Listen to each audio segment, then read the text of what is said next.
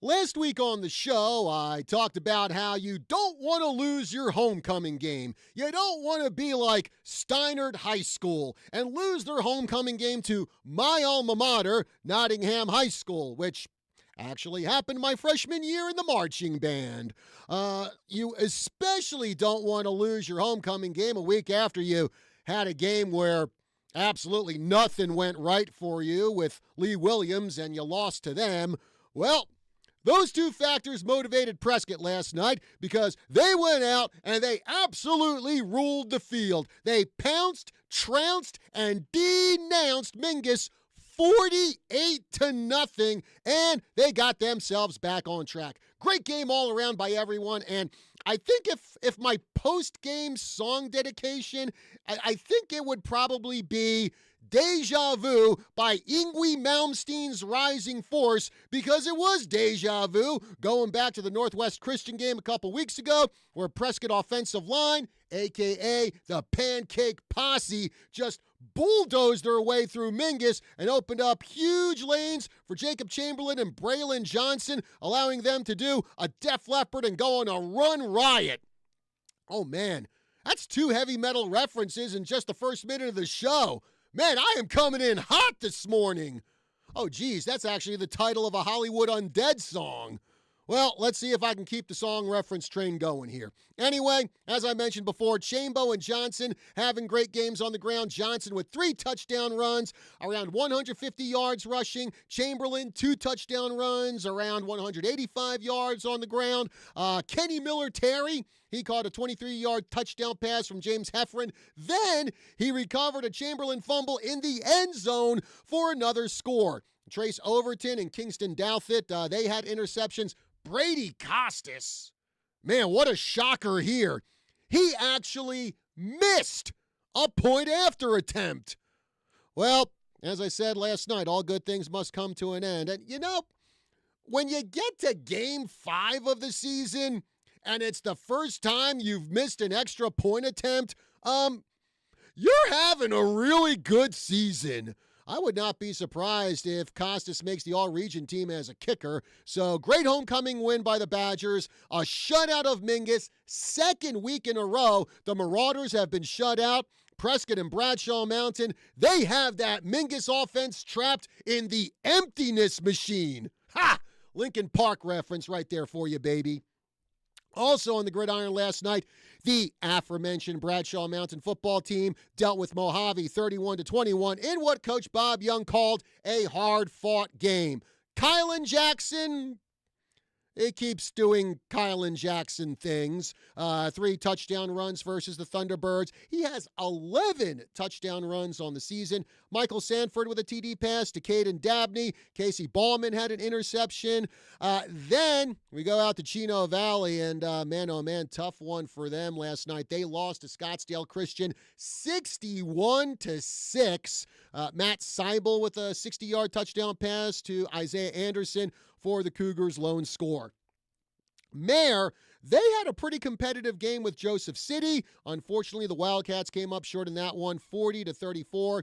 Johnny Bryce, Kyle Dorman, 2 touchdowns apiece for them. Uriah Romero, he had a pick 6. So there you have it. Our Friday local football recap, and hard to believe we're at the halfway point of the season here. Meanwhile, we're in the last weekend of the regular season for Major League Baseball, which brings me to an article that was brought to my attention by Dr. Hancock, whose show follows mine here on KYCA at 9 o'clock. And it shows how the concept of the ace pitcher has changed over the last 50 years. We're in the 70s, the 80s, the 90s. Cy Young winners would have 20-plus wins, a bunch of complete games, 250, even 300 strikeouts. Nowadays, not so much. And they point to guys like Paul Skeens of the Pirates and Tarek Skubal of the Tigers as examples of what a modern ace looks like. And they point to Skeens, and while Skeens has a 2.03 ERA, he's just 10-10. And then they say, well, you know, he has 11 scoreless outings. Keyword there, scoreless outings, because complete games are about as rare as a good Marvel movie post Endgame. And then, of course, they have to use war. You know, what is it good for? Absolutely nothing. I mean, it is just a theoretical stat, and no one has convinced me yet that war should be taken seriously. But the article says, within the context of today's game, Skeens is having a great season. Well, the context of today's game can take a flying leap off a roof and into a swimming pool filled with burning broken glass. I'm sorry. The way pitching staffs are handled today is ridiculous. You know, when I'm putting together my 640 state and national sports report, about 90% of the time, the box scores that I see, the teams use 6 pitchers to get through a game. 6 pitchers. I'm sorry. There is no reason to do that every single day. I'm one of those guys who thinks, you know, if the guy's hurling BBs and getting people out, leave him in there. But no, because managers don't manage anymore. The human element is completely gone from the game. The computer says his ERA usually goes up in the later innings, so we must take him out and send in 5 relief pitchers to finish the game because that is what the computer says. Okay, but what if your starting pitcher is only given up 2 hits and has struck out 8 through 6 innings? I mean, the dude is dominating. Why not leave him in there? Nope. The analytics says that that we must take him out of the game, and the analytics is mother, the analytics is father. Then there's the argument of we can't have pitchers throw too much, otherwise they're more prone to injury. Well, guess what? I checked with the Google machine, and wait till you hear this. The AI overview reports that in 2024, not this year, but last season, 2024, there were, hold on to your hats here, folks, 485 disabled list placements for pitchers. Just pitchers. And you go to Fangraphs for this year, and I didn't count it up because it would take too long, and I'm bad at math anyway. But you go to Fangraphs for this year, and it is just a never-ending line of pitchers on the DL. So why are so many pitchers getting injured when their workload is going down? Also, I'm sorry, but when you keep taking pitchers out of a game because the computer says their effectiveness will diminish, you know what that means? That means they won't have a lot of experience pitching out of trouble. They probably don't even expect to pitch out of trouble because it's, oh, I threw my 6 innings. I'm good. It's all on the bullpen now. I don't care anymore after that. So now you don't have the fighters on the mound. You don't have guys like Bob Gibson and Steve Carlton and Roger Clemens and Randy Johnson who say, my ball, my game, and I'm not coming out until the end. You know, guys who it's bases loaded. It's 2 outs in a 1-run game. And they go, I got this. We have lost, as far as I'm concerned, we have lost the warrior mentality for pitchers in baseball. And this makes the new criteria for an ace pitcher in MLB in 2025 an absolute joke. Anyway, 928-541-1016, number to call here on the Tri-City Sports Roundup. Again, 928-541-1016. I'll tell you, a team that is not a joke here, and a team that, is actually run by human beings and not computers, would be the Prescott volleyball team, who is off to a really, really great start for the season. And we're going to be talking about Prescott volleyball because I have 3 of their players in the studio with me today. I've got Audrey Black, I've got Layla Ulrich, and I've got Bella Apt. So we'll be talking about the great season they're having, and we'll be talking about that incredible comeback win that they got against Bradshaw Mountain Thursday night. That might go on my candidate list for top 10 local games of the year, I'll tell you. All right, folks, that's coming up on the other side of the break. We'll be back right after this.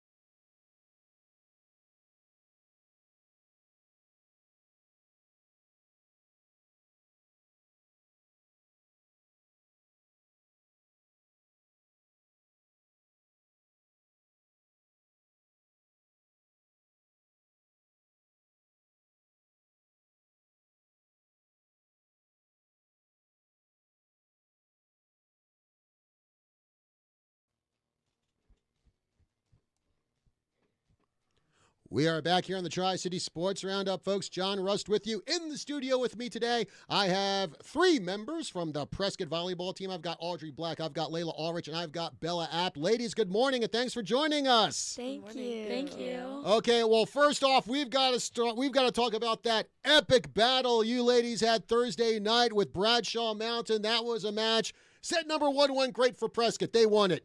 Set number 2 and 3, well, didn't go so great for Prescott, so Bradshaw's up 2-1. Then set number 4, Prescott comes back, wins 25-23. Set number 5, for all the marbles, a 15-12 win for Prescott. Incredible comeback. Audrey, I'm going to start with you. You know, when you were in set 2, set 3, what was going through all your minds when, again, it looked like just nothing could go right for you? I definitely was a little bit nervous, and I could see, like, that all of our kind of, not energy, but just, like, we all were starting to get a little bit down. But I think we all just decided that, like, we needed to choose each other over anyone else. And we knew that we were, like, such a better, like, we could play so much better. And we knew that we were going to do better and, like, come out with the win. Okay. So, Layla, can you single out maybe one point in that match where you felt things really started to turn around for Prescott? Not a specific point, but there was like a time where like no one let the ball drop and everyone like looked at each other like we cannot lose right now. So we kind of like came together and like put everything together and put the ball away that's needed, and it really like put up our energy. And then like the student section realized we had a chance as well, and the parents. And so once we saw everyone had hope for us, we had hope for each other, which like really it came through for us. So. And Bella, one of the things I noticed is that, you know, maybe this has become cliche now, but that win was definitely a total team effort. It wasn't just the starters. It wasn't just the star players out there. Whoever Coach Bernie was bringing off the bench, they'd make a contribution here, a contribution there. So talk about how much it meant for those bench players to come in and really help you ladies get that win. It's like, it's so amazing, like being able to see like everyone contribute, just because like we are a family and like we are a team. And so when everyone's contributing, it's just, it also takes like a lot of pressure off of like the people who are normally like our star players, or like the ones who normally score a lot of our points, because we know that we have other people to like rely on, and like we can trust them. And like it's just like a really like good feeling like as a team and everything, that we can have, like we have depth and we have people that we can trust and rely on. And Audrey, one of the things I also noticed when you get to set 4, set 5, this was one of those things where it just seemed like every time you ladies got a point, I mean, there was all kinds of like just insane cheering and celebration. It was almost like you won a championship or something. I mean, how big was that when everyone was just going out of their minds happy with all the stuff happening? I think it's really special, especially because, like, with the Bradshaw game, there's a lot of, like, not pressure behind it, but we obviously want to do good, and also we haven't really done good against them in the past. So I think when everyone's cheering for us and, like, everyone's so excited, it just makes us more excited, and, like, we all just love playing together. And Layla, I kind of noticed you big time out there, because it just seemed like every time Prescott got a point, you were just absolutely out of your mind, happy and demonstrative out there. It's like you weren't holding back your emotions at all Thursday night. Yeah, well, when like I'm sitting on the bench watching my team play and we get a point, like it means so much to like celebrate it and like have everyone know that like you're excited, because if no one really like, we like call it over celebrating. Like when we're together, we're like, guys, over celebrate, because when we're down, we don't play good when we have no energy. So we say over celebrate, even though it's like a stupid point, like over celebrate. So I took that and I over celebrated and I ran around the gym and I just wanted to show like my team, like I'm there for them and I'm excited that they did good. So like if you are there for each other, like that's when we start playing better. So that's why I like scream a lot and dance, because like I like to give my team like hyped up, because once everyone's hyped, like that's when we start like doing really good. So. And then Bella, I hope I'm not going to embarrass you too much for that. Oh, jeez. Yeah, she's like, oh no, I know what he's going to ask now. We were talking about this before the show. When the match was over, you guys won. I'm doing my post-game interview. I'm sorry, Bella. We got to talk. It's okay. I mean, honestly, people could probably tell it in your voice from the soundbite I used. But I went up to you. I mean, you had tears in your eyes. You were crying when I was interviewing you, and I'm sitting there going, Okay, I mean, I've interviewed crying athletes after a big loss. I don't think I've ever interviewed an athlete who's crying after a win, but Bella, you were saying that was just an emotional win, and pretty much everyone on Prescott was crying tears of joy that night. Yeah, we were all super emotional. Bradshaw's always like just this huge game for us. It's that one game of the year where it's like, this is the game that we do not lose. Like, you have those games where we play to win, but this is the game where it's just, that's our game. And we were all just emotional since it was like our very last year playing Bradshaw at home, and like we all played so well together, and we all like just flowed, and we all love each other. Like, we're such a close team that we don't really have like any sort of like beef or any sort of like hatred or jealousy over each other. So the fact that we were like all able to just be happy for each other and like pull through and like come with a win like meant a lot to all of us, and like especially for the seniors, because like we obviously like aren't gonna play Bradshaw at home again, so it was like really sad. And our freshman year they didn't win, and our sophomore year we didn't, and then last year we went 1-1 with them. So we were like, it's our last year home game, we're gonna win, like do it for each other, do it for us, like let's all do everything we can to come away with a win. And, of course, this was homecoming week. And like I said, you don't want to lose your homecoming game. Yeah, exactly. Yeah. All right. And, well, Audrey, before the Bradshaw game, you ladies had a pretty busy week. Last weekend, you were down at the Epic Tourneys tournament. And that's usually, about 5 or 6 matches. Then on Monday, you turn around and you got to go all the way up to Flagstaff for a match, and you managed to sweep that one. So, talk about what it was like dealing with a really busy 3 or 4 day period and still trying to play volleyball at a top level. It's definitely been difficult because we have been so busy, but also like we all love spending time with each other. Like, I feel like I'm just with my best friends all the time. So all like the practices and all the games, like it just feels like I'm just having fun with all my friends. But I definitely think that it's been really busy, and I'm ready for it to slow down a little bit. Yeah. So Layla, again, you had the Epic Tourneys tournament last week, so a lot of matches there. You barely get a day of rest on Sunday. Monday, you got to go up to Coconino. I imagine there was probably a little bit of fatigue for you ladies after all that. So how do you push through that fatigue and beat Coconino on their home court in three sets? I'd like to thank Red Bull, because I have been having a lot of Red Bulls, and that's what's keeping me alive right now. And so, honestly, I don't really know, but when we're like together, like our tiredness, like it kind of like feels loopy, and then it's just like we make practices really fun and games really fun. So like even though we're so tired, we still manage to push through, and even though we don't get much sleep because we still have school and like other school events, we still try to put volleyball in school first. So when we have like long weekends of tournaments and we have that day of rest, I really take advantage of that, and I sleep all day. And so when I come back to school, we're just ready to practice more and play more games. All right. Yeah, I got to take a page out of DAD, sleeping my day away. Oh, man. Now, that was a deep cut from the 1980s right there.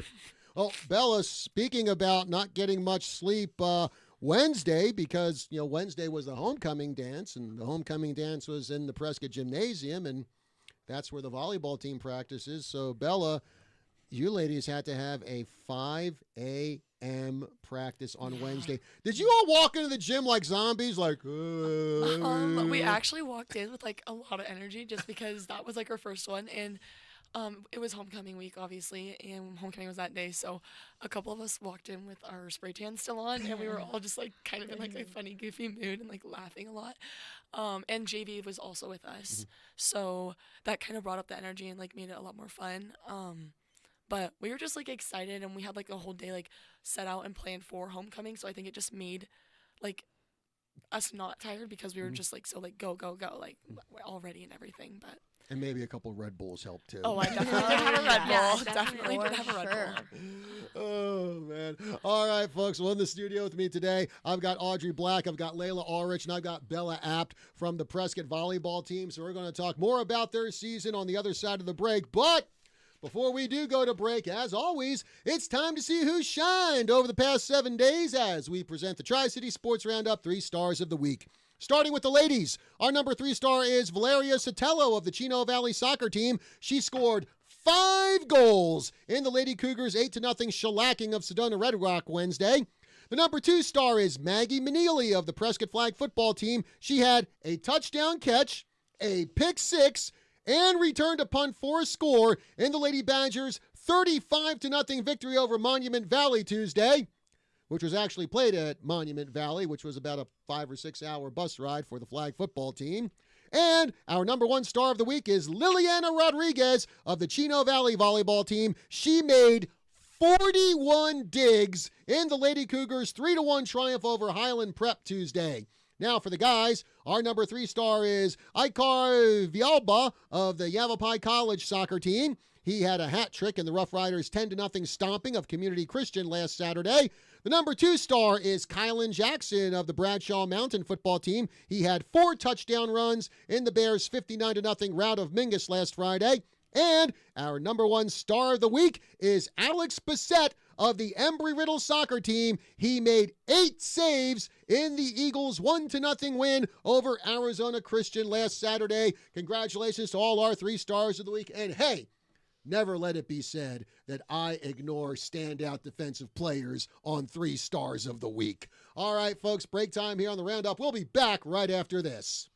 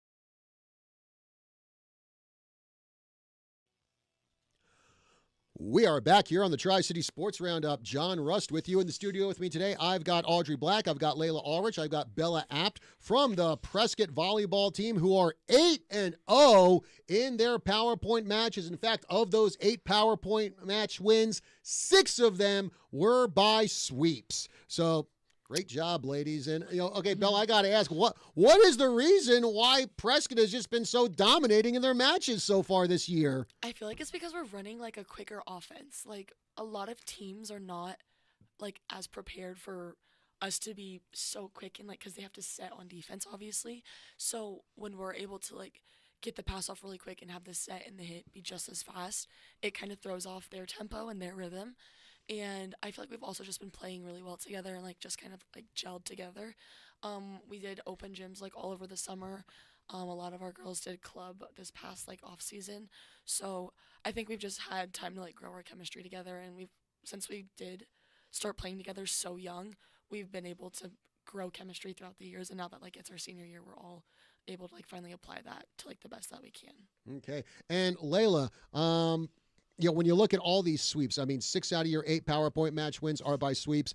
What do you have to do in order to make sure you don't get overconfident and just go, hey, we're going to march in this gym, we're going to own the place, and we're just going to sweep these guys and bye-bye? Well, our coach, he stays very like calm and like composed. So like when he's talking to us, he's telling us to be even kill is what he says. Mm-hmm. And so that kind of like makes us like be more like calm and like still confident, but like we don't really like get like so like ego like we don't really do a lot like to like I don't really know. Yeah. Basically, you don't do a lot to think that you're better than everyone else, in other words. Yeah, we like play like we start off with energy, but we don't like take that and like just like throw it out the roof. Like we keep it calm and like collected throughout the whole game and like manage it through the 3 sets that like makes us sweep them. So. Yeah. And Audrey, again, after all these sweeps, you come up against a pretty tough opponent with Bradshaw Mountain on Thursday. So how much do you think that helped the team to have a match like that where you really had to fight and scrap in order to get that win? I definitely think it was good since we have had a really good season and we've had not easy games, but not where we've had to all like really just choose each other and not think about anything else. So I think it was really good. Also, we are going to have like tougher games coming up in the season, like against Flag and stuff. And those are definitely going to be tougher games where we're going to have to really pick up the energy and shake off your mistakes. Like if you make a mistake, we can't get in our head, especially with games like Bradshaw. I've noticed like our team, we do get in our head a lot. And so it's really important for games like that to help us, especially like going into playoffs and all that stuff. Okay. Well, folks, when we have athletes in here, of course, we got to do lightning round. I think Bella remembers this from last time she was here with basketball. You two, Audrey and Layla, no, I didn't brief them before the game before the show because, well, sometimes I like to spring it on our guests as a surprise because I'm evil that way. All right, so Audrey, I'm going to start with you here to open up lightning round. Okay. Are you ready or you're like, what are they going to ask? I'm a little scared, but we'll see. Okay. So, Audrey, who on the Prescott volleyball team would you say is the best dressed player? Who's the team fashion plate? Layla wants me to say her. I'm going to say Ruby. Oh, okay. Ruby Jensen. Yeah, I love Ruby. Okay, well, chalk one up for the gem there. All right, now, Layla, who would you say is the funniest player on the team? Who just makes everyone crack up? I'd say Audrey. I don't. Me and Layla do. Yeah, we like have a combined little jokes here and there that just we make each other laugh, so it's funny. Especially when we're like all really tired, like at the tournament. Oh, yeah. It was not like we were sitting in the house and Layla especially was just. I don't know. We were all really tired, but it was so funny. We couldn't do anything. Oh, man. All right, so Bella, opposite end, who would you say is probably the most serious player on Prescott? Shoot. Oh, I have boy. to think about this. I feel like we all have moments where we can be very serious, but someone who's like serious. Libby is super serious a lot. Yeah. I feel like. Oh, Libby Lavacek? Yes, she definitely I think takes things very seriously. She has moments where it's like definitely funny, but I feel like during a game or especially like during practice, she's like, okay, give it everything you got, which is a good thing. Like I definitely feel like it's good to have one player that's stern and that can get on us, especially when we are kind of goofing off or kind of not taking things as seriously as we need to. So I'd say Libby. So basically, it almost sounds like Libby by default has become like the team mom, I guess. Yeah. In a way, In a way, yeah. You think the seniors are the moms, but it's I really feel not. like we're kind of like It's really the just underclassmen. the immature upperclassmen. Like The our freshman year, underclassmen. everyone did not like us because we were just so loud and like funny and annoying. But like like now that we're seniors, it's kind of the same. Yeah, we get bossed around, honestly. Oh, man. Okay, so Audrey, who would you say on Prescott is the most talkative player on the team? The player who, if I interviewed him, I'd just be like, "Will you hurry up already? I got other things I got to do here." I probably me, Layla, or Bella. We all love to talk. Yeah. Like, Well, I'm glad I got you all three on the Yeah, show I because know, we're I all know. about the radio talking. I know you have us all in here right now, but we're always talking. Like at practice, we're talking. We're always talking. Or Kate loves to talk yeah, too. us four, we all have a Yeah. anatomy class together. And we It's talk loud We when don't, we everyone don't really together. do our schoolwork when Yeah. we're in there because I- we all have a class together. So Yeah. And all we do is sit at talk. a table together, and Coach Combs really doesn't I'm like the one that us. has to be like, okay, guys, let's just get this done, and then we can start talking, just so that we can turn it in. I can only imagine what your poor teacher must go through then. We're Yeah. not like a disruptive loud, but we do talk a lot. Oh man. Okay, so Layla, who would you say on Prescott? Maybe I don't even know if there is someone on here the way you guys are going on about it. Okay, is there anyone on Prescott who would probably be named the quietest player on the team? Yeah, actually, Leah. Oh, Leah Jolly? Leah Jolly, she's a sweet little girl, and I love her. But she's just so shy and quiet, and it's like she's so sweet. Like she's the sweetest person ever. But she's just so chill. Like she doesn't like have much to say. Like she kind of just keeps to herself, which is really nice. Like she keeps us calm. Yeah, she keeps us calm. It helps the- balance out. The island of sanity in a sea of insane, in other words. Yeah. Okay. Bella, who on Prescott can eat the most in one sitting? Oh, jeez. I feel like it would be me. I eat so much food. I feel like also Kate can too. Oh, Kate, right? Yeah. I definitely feel like it'd be me or Kate. We always get food before games Yeah, when we we go all on love our buses. snacks. Yeah. We're always like, where are we going after school? Like, where are we getting food? Like Chipotle, Sprouts. Audrey loves Sprouts. Honestly, Audrey might eat the most.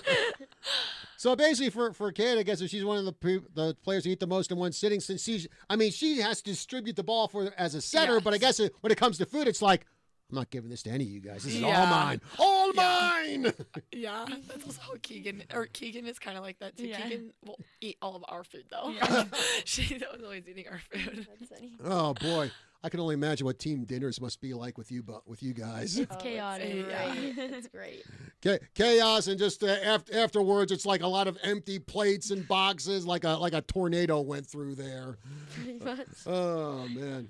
All right, so anyway, so Audrey, coming up. Actually, it's going to be a bit of a busy week for you ladies coming up. A lot of road travel here. On Monday, you're going to be at Lee Williams. Then on Wednesday, you're at Flagstaff. So talk about what it's like having to do 2 road trips in 1 week, especially one as long as Lee Williams. It's definitely gonna be a lot, but also we are used to it. We've been like traveling a lot this season, especially like down to our tournaments in Phoenix, and we'd have like away games and then go to tournaments the very next day. But bus rides are so much fun, and we all have so much fun, and I love them. So I think it'll be pretty easy to travel. Okay, so Monday it's going to be at Lee Williams, and probably a lot of people, longtime listeners to the show, going, Lee Williams, oh no, he's not going to talk about. Yes, I am. So Layla, in all your time, and I'm sure you've been to Lee Williams quite a few times in your volleyball career. So in all that time, because Lee Williams is, of course, one of the most haunted high schools in the United States, any strange experiences for you at Lee Williams? So I actually didn't know it was haunted, so that's like scary. But I mean, not really. I don't really notice anything special. And now that I mentioned that, you're going to be looking around going, any like orbs of light, any apparitions coming around? Yeah. Bella, what about you? All the times with volleyball and basketball, any weird stuff for you at Lee Williams? Nothing weird except that like when we are warming up, they like turn off all their lights and it's like pitch black. Like you cannot see a single thing in that gym. And for like them to like run out. So like they're playing like this like really loud music and then their team is like running out and it's pitch black and like we're in the middle of like during basketball season. We can't even like warm up because we can't see a single thing and like we're just gonna like trip and fall and hurt ourselves. So we just have to like wait 5 minutes. So it's kind of annoying. But that's not scary. It's just like kind of weird. And annoying. Yeah. Audrey, anything for you? Weird and out of the ordinary at Lee Williams? No, I haven't noticed anything, and I didn't know either. So we'll see on Monday. Maybe I'll We see. might I'm gonna, have like, we keep might my have eyes peeled stories. down. Yeah, We might no. have stories. Yeah. Oh, cool. I never even knew that, but I haven't experienced Yeah. anything yet. Well, apparently what they did was when they built Lee Williams, they built it on a former cemetery. And, great. yeah, and then apparently the story I got is, you're supposed to move all the bodies when you do that. Well, apparently they left some of them behind, is what I've been told. Well, that's That's disturbing. really Yes. Yeah, I mean, it's like if you've seen the movie Poltergeist, you should know not to do that. But then again, I wasn't the person who made the plans to build Lee Williams High School. So what do you want? Oh man. So anyway, so Audrey, as we're talking volleyball here, what got you interested in playing volleyball? Well, for the first I used to do gymnastics for a really long time. I did it for 5 or 6 years. And then when I quit playing gymnastics, I wanted to get into another sport, and a lot of my friends were doing volleyball. So I just thought I would try it out, and then I started to love it.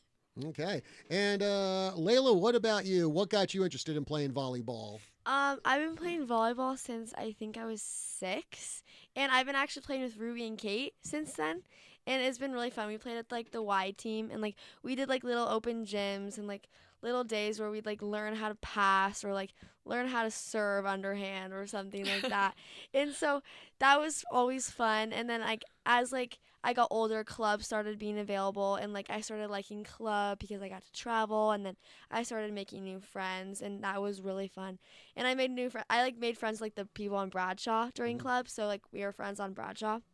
And then as I got into Mile High, the school team was there, and then Audrey did volleyball and Bella did volleyball, and we all played together, and then we went into high school together, and then we just played ever since freshman, sophomore, junior, and now senior year. So now it feels so surreal because it's coming to an end, and I've been with these girls since I was so little, and so I'm really trying to take it all in. So volleyball's been a really big part of my life, so I'm really starting to realize that it's sentimental over so that's why I was crying at Bradshaw, because I'm realizing there's not much more, and so I'm taking it all in with my friends because this is what we've been doing, so it's been really fun. All right, Bella, what about you? What got you interested in volleyball?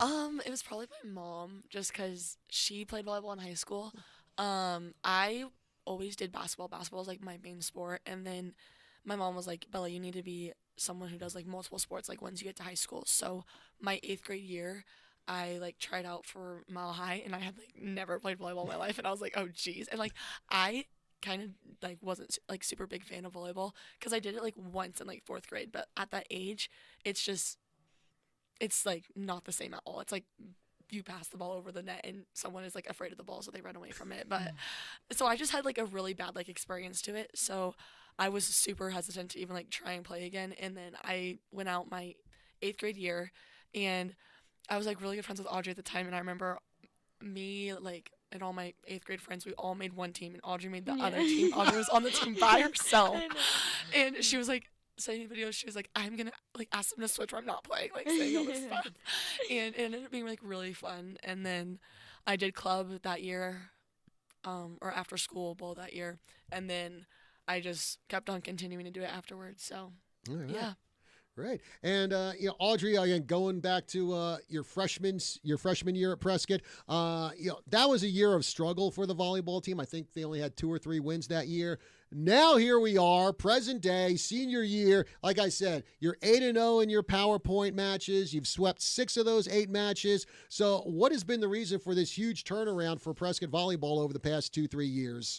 I honestly think we could not have done it without Bernie. He literally has completely turned around the program, and he's such a good coach. We all are so close with him, and I also think that's a big part is we all have such a good relationship with him. And I also think it's the relationship we have with each other, because I know in the past couple years we have never had as close of a team as we do now. And it isn't even just our high school team. We all play club together. We've played in the past years together. We've all just been around each other for so long, and I think that's why we've had such a good turnaround and such a good season, is because we're all playing for each other. Bernie all believes in us, Coach Adrian, everyone just believes in us, and we just have such a good support system. All of our parents are invested, and I think that's why we've had such a good season. All right. And Layla, I can only imagine this for you, for the other seniors on the team, this must feel like just the culmination of so much hard work over the past 3-4 years. Yeah, we've really put a lot of work into this program. Coming in freshman year, that was Bernie's first year coaching, and he decided to coach the freshman team, and that happened to be undefeated pretty much. So I think that really shows a good coach can go a long way for a team.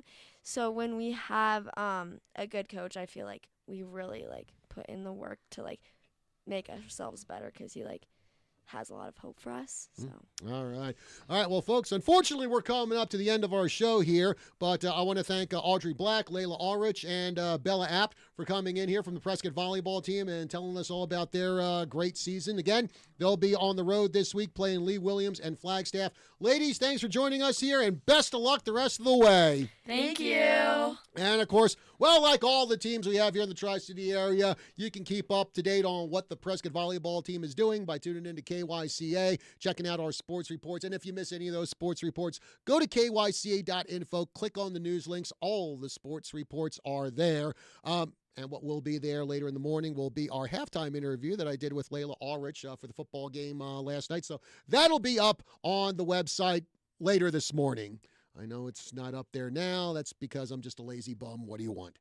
Anyway, folks, thank you very much for joining us here on the Tri-City Sports Roundup. Remember, next Friday, Prescott football on the road. We got to make the long trip out to Bullhead City. We'll be taking on Mojave. And first time I'll actually experience what it's like to be in that Anderson Fieldhouse. So I am looking forward to that. Not looking forward to a long trip. Looking forward to being in the Fieldhouse. That's next Friday, 6:45 with the pregame show here on KYCA. Till then, folks, Dr. Hancock next, followed by Drive Time AZ. Have yourselves a good one.